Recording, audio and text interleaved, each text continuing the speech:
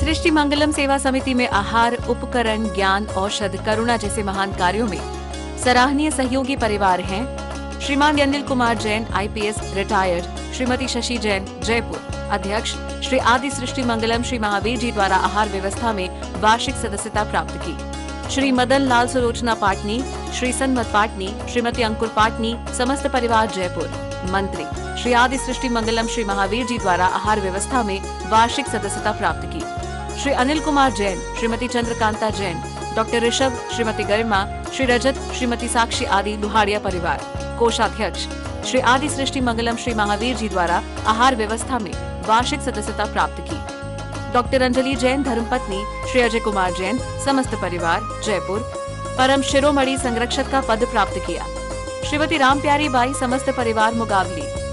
श्रीमती विमला जैन, श्री नरेश, रीता जैन, अर्पित, कृति जैन, अंकित, शिवांगी जैन, वत्सल जैन, महिता जैन, सहज जैन, चंद्रनगर अजमेर। श्री विनय कुमार जैन, श्रीमती सरिता जैन, पुत्र श्री अंकुर जैन, पुत्र वधू श्रीमती सीमा जैन, पौत्र दिव्यम जैन, शालीमार बाग दिल्ली। श्रीमान निर्मल जैन, अहमदाबाद, शिरोमणि संरक्षक का पद प्राप्त किया। श्रीमती राजबाला जैन, श्री सुनील जैन, स्वर्गीय छाया जैन, स्वर्गीय राहुल जैन, देवांशी जैन, मास्टर सिद्धांत जैन, दिल्ली द्वारा कमरे का निर्माण। श्रीमान सज्जन राज, श्रीमती पुष्पा देवी नाहर, साइदा पेट, चेन्नई। परम पूज्य जिन धर्म प्रभाविका आर्य का रत्न 105 श्री सृष्टि भूषण माता जी की मंगल प्रेरणा एवं आशीर्वाद से संचालित श्री आदि सृष्टि मंगलम श्री महावीर जी में चतुर्विध संघ आहार, उपकरण आदि की व्यवस्था सुचारू रूप से कई वर्षों से की जा रही है, जिसमें त्यागी वृत्तियों को भोजन व्यवस्था भी उपलब्ध है। 1 वर्ष की आहार व्यवस्था के वार्षिक सदस्य बनकर भी आहार व्यवस्था में सहयोग प्राप्त करके पुण्य के भागी बन सकते हैं। वार्षिक सदस्यता योजना में 365 दिन के लिए 365 सदस्य नामांकित किए जाएंगे, जिनका नाम आहारशाला में अंकित किया जाएगा। सहयोग राशि मात्र 11,000 रूपए। आप अपनी सहयोग राशि दिए गए बैंक खाता विवरण में जमा करा सकते हैं। श्री आदि Srishti Mangalam Samiti, Bank of Baroda, Shri Mahavir ji. Account number 011-901-000-27378। IFSC code BAR B0SHRIMA। IFSC code का 5वां कैरेक्टर 0 अर्थात 0 है। संपर्क सूत्र 9376571002 और 7300741008। आपके द्वारा दिया गया दान आयकर की धारा 80G एवं 12A के अंतर्गत कर मुक्त रहेगा। आदमी क्या है बचपन की बहारों से पूछो, आदमी क्या है जवानी के नजारों से पूछो, और आदमी क्या है लकड़ी के सहारों से पूछो, और आदमी क्या है चिता के अंगारों से पूछो। आदमी एक अंतर्देशी लिफाफा है जो 1, 2 और 3 मोड़ के बाद पोस्ट हो जाता है। आदमी 2 तरह से जीता है, एक जीता है सुख में और एक जीता है दुख में। एक जीता है आत्मा के स्तर पर और एक जीता है शरीर के स्तर पर। यहाँ पर दुनिया में अधिकांश लोग शरीर के स्तर पर जीते हैं, जबकि 6 डाला में दौलत राम जी कहते हैं, तन उपजते अपनी उपज जान, तन नसते आपको नासमा। और स्तोपदेश में पूज्यपाद स्वामी जी कहते हैं कि जो तुम्हें शरीर का उपकार करता है वह आत्मा का उपकार करता है, और जो आत्मा का उपकार करता है वह शरीर का उपकार करता है। लेकिन फिर भी जो आत्मा का उपकार करता है उसकी तरफ हमारी नजर नहीं जाती है। हम रोज पढ़ लेते हैं, गुणी जनों को देख हृदय में मेरे प्रेम उमड़ावे, लेकिन हम शब्दों से तो ये पढ़ते हैं कि गुणी जनों को देख हृदय में मेरे प्रेम उमड़ावे। हमारा आचरण, हमारा जीवन ऐसा है कि गुणी जनों की तरफ हमारी दृष्टि नहीं जाती है। हमारे घरों पर महापुरुषों के चित्र लगे होते थे, हमारे घरों पर मंगल गीत गाए जाते थे, उन महापुरुषों की गाथाएं गाई जाती थी, कीर्तन होते थे, कथाएं होती थी और नाटक होते थे, रामलीलाएं होती थी। यानी आदमी को चारों तरफ से सच पूछो अच्छा वातावरण में जीने का संदेश मिलता था, जीवन को उठाने का, ऊर्ध्वगामी बनाने का उसे संदेश मिलता था। बचपन से लेकर लोग बताते थे घरों में भी कि अपने बाबा ऐसे थे, दादा ऐसे थे, बड़े लोग ऐसे थे, वो इतना धर्म करते थे, लेकिन आज की पीढ़ियों के बारे में यदि कहा जाएगा तो क्या रहेगा। आप सोचिए, जो वर्तमान माँ बाप है वो अपने बच्चों को क्या विरासत में छोड़ के जा रहे हैं। बारिश ना पड़े तो फसलें खराब हो जाती हैं, और बच्चों को संस्कार ना दिए जाए तो नस्लें खराब हो जाती हैं। नस्लें खराब हो जाती हैं, पीढ़ियों की पीढ़ियां खत्म और खराब हो जाती हैं।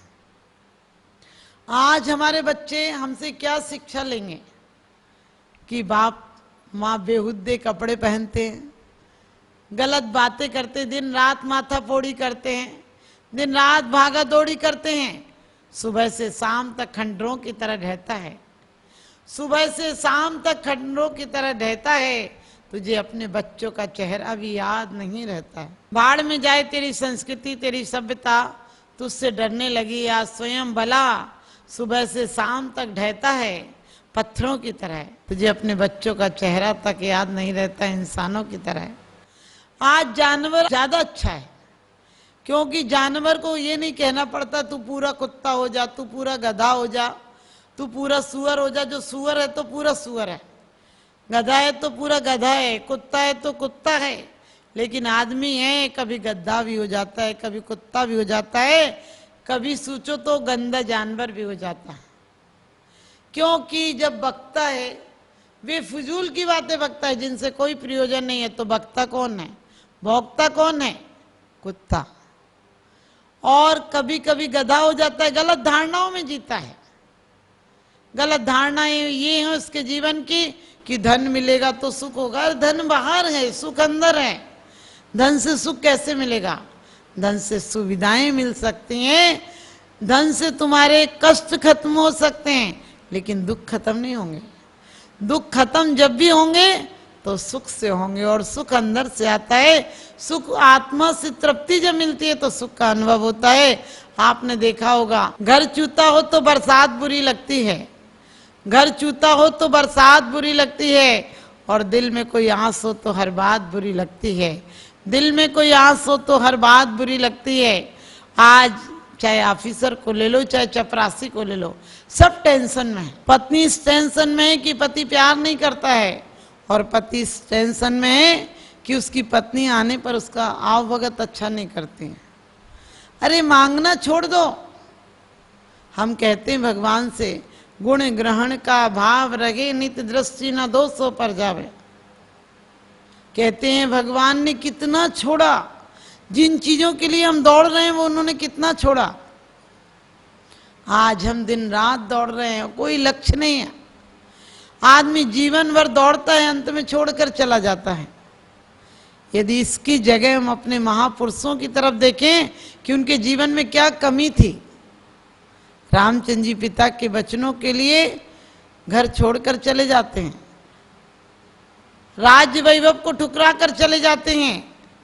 आज बेटा उल्टा कर रहे हैं, बाप को ठुकरा रहे हैं, बाप को निकाल रहे हैं, खुद घर में हैं। सोचो, हमारे जीवन में ये गुण ग्रहण है। हम उन महापुरुषों को याद करते हैं जिन्होंने कि सच पूछो देश के लिए, राष्ट्र के लिए, समाज के लिए, धर्म के लिए अपने जीवन को, इस नाशवान जीवन को तो मरना ही है। इस देह को तो समाप्त होना है। आज होगी, कल होगी, होगी होगी, ये बचती नहीं है। लेकिन देह के माध्यम से जो विदेह हो जाता है, जो देह में रहते हुए इस देह के गुण धर्म को समझता है कि ये तो पुद्गल है, पूर्ण गलन स्वभाव है, ये तो एक दिन नाशवान होगी। आप कहोगे हमने शास्त्रों में पढ़ा है, आपने नहीं देखा क्या? बच्चा किस दिन बड़ा हो जाता है, जवान किस दिन बूढ़ा हो जाता है, तुम्हारे चेहरों पर छुर्रियां किस दिन आती हैं। माना कि आदमी दो तरफ से बूढ़ा होता है। एक जिंदगी में जब वक्त की मार पड़ती है तब बूढ़ा होता है, एक अपनों की दुत्कार मिलती है तब बूढ़ा होता है। क्यों? क्योंकि जब घर में हुकूमत चलती थी और जब घर में कोई पूछता नहीं तो बहुत बड़ा धक्का लगता है, आदमी थक जाता है, आदमी हार जाता है। लेकिन उसके बाद गिरावट के दिन प्रारंभ हो जाते हैं। घर में भी धक्के मिलते हैं, बाजार में भी धक्के मिलते हैं, लोग बात ढंग से नहीं करते हैं, लोग देखना तक पसंद नहीं करते हैं। आपको पता है जवानी होती है तो सब जगह आपका सम्मान होता है, और बुढ़ापे में हालांकि आदर मिलना चाहिए, क्योंकि बुढ़ापे में आदर इसलिए मिलना चाहिए कि उसके पास बहुत अनुभव होते हैं। एक बेटी का ब्याह था और उसके बाप ने शर्त रखी कि बारात में सिर्फ लड़के आएंगे, एक भी बुजुर्ग नहीं आएगा। लड़के का नाना कहने लगा मुझे तो ले चलो। लोगों ने कहा कि वो बारात शादी नहीं करेगा लड़की वाला, कैसे ले चलें आपको। वो कहने लगा मुझे तो किसी चीज में बंद करके डलिया उलिया में ढक के ले चलो, मैं दुबला पतला आदमी हूँ, किसी को दिखूंगा भी नहीं। पतला सा कपड़ा बांध देना ऊपर, तो देखिएगा कि कोई मिठाई उठाई रखी है और मैं आराम से उसमें थोड़ी हवा भी आती रहेगी और मैं चलता रहूंगा। लोगों ने कहा नहीं मानता है तो चलो ले चलते इसको, और ले गए। वहां पर लड़की वालों ने देखा, देखो इन लोगों के यहाँ कोई ऐसा तो नहीं आया जो बूढ़ा हो। देखा गया तो कुछ नहीं। उन्होंने कहा 2-4 मिठाई के टोकरे रखे, बाकी तो सारे जवान आए हैं। और लड़की वाले ने शर्त रख दी कि जब लड़की का ब्याह करेंगे जब को तुम 10 किलो गुड़ खा लो। अब ये तो बड़ी कठिन शर्त थी कि 10 किलो गुड़ कैसे खाया जाए। अब लोग परेशान हो गए और लड़का वाले सोचे कैसे गुड़ खाएं, 10 किलो गुड़ 10-15 लोग मिलकर कैसे खाएंगे, और एक दिन में खाना वो भी गुड़। और कहते हैं कि जब लोग कहने लगे बारात लेकर चलते हैं और कमरे में आए, डलिया उलिया उठाने लगे, उसमें से नाना बोला बारात क्यों वापस ले जा रहे हो। लोगों ने कहा अरे शर्त ही ऐसी रख दी। वो नाना बोला दरवाजा बंद करो, मुझे तो पहले ही पता था कि बुजुर्गों को नहीं लाना चाहते, इसका मतलब इनकी कोई साजिश है, ये अपनी लड़की का ब्याह करना ही नहीं चाहते हमारे यहाँ। लेकिन बारात वापस थोड़ी जाएगी, ऐसी बारात जाती कि बेइज्जती हो जाएगी। एक बुजुर्ग है तो भी बारात में हम ब्याह करके बहू को लेके जाएंगे। लोगों ने कहा ना तो गुड़ खा पाएंगे ना तो ले जा पाएंगे। उसने कहा कोई बात नहीं, हम गुड़ भी खाएंगे। उनने कहा कैसे खाओगे। उनने कहा उनने यही तो कहा है बारात वालों को खाना है, तुम लोग घूमते फिरते थोड़ा थोड़ा सा गुड़ चौंटो और सब लोग खा लो, और जो मिले उन्हें भी देते रहो। उन्हें क्या पता, कह दो कि हम सुबह तक बता देंगे, खत्म हो जाएगा गुड़। और वही बात हुई, एक साथ गुड़ देखकर घबरा रहे थे।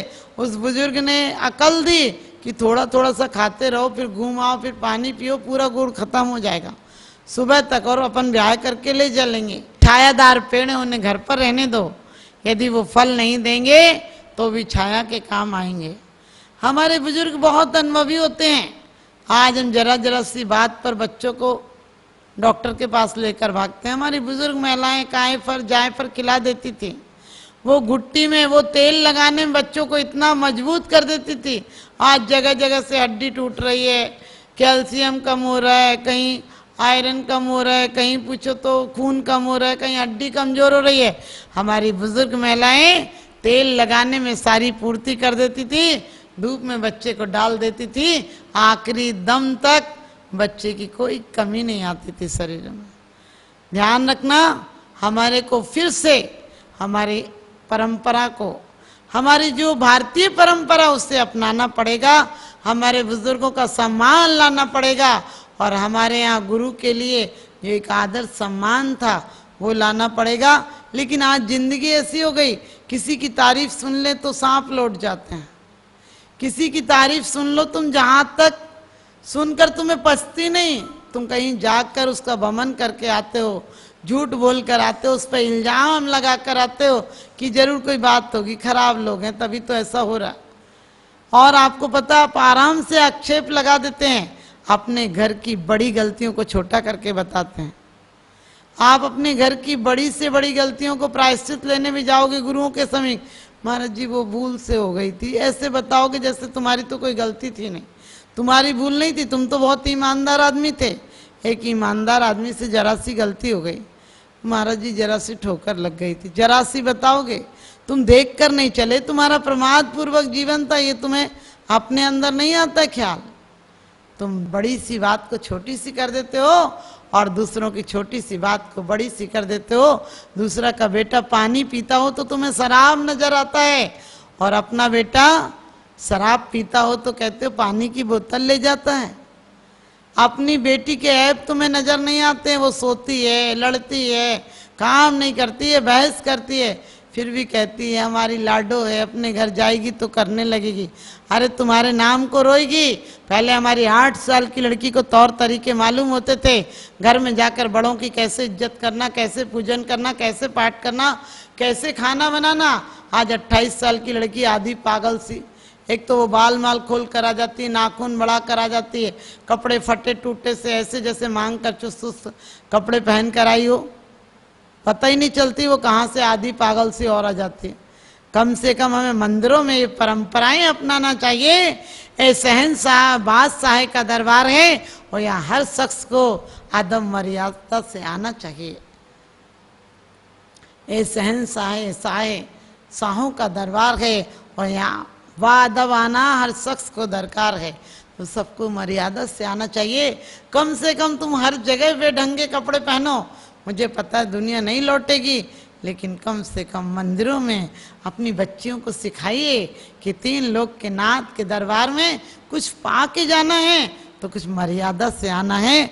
आप किसी के घर मिठाई की जगह जूता लेकर पहुंच जाओ तो वो तुम्हें जूता ही जूता देगा, वो मिठाई नहीं देगा। 3 लोग के नाथ के सामने जब आते हैं, आप जाते हैं तो आपके वस्त्र अच्छे हो, आपकी भूषा अच्छी हो, आपका भजन अच्छा हो, आप देखने में अच्छे हो, शुद्ध हो, मन वचन काया की तीनों की शुद्धि हो, तो आपको परमात्मा की सिद्धि हो जाएगी।